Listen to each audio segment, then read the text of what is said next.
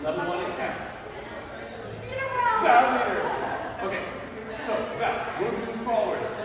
Yeah, so we did a swing out and then swivels in place. So, And followers, assume you stay in place. Up, up, leaders, you're up. ready to swing out again.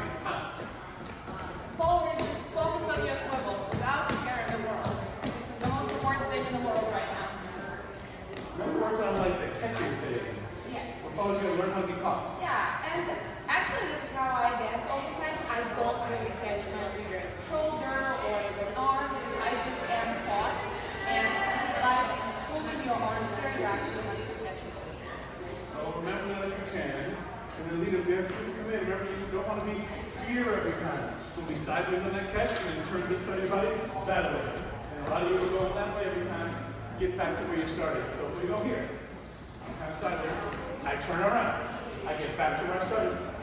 Kind of sideways. I turn around and I get back to where I started. Remember that, yeah? We did rhythm breaks too.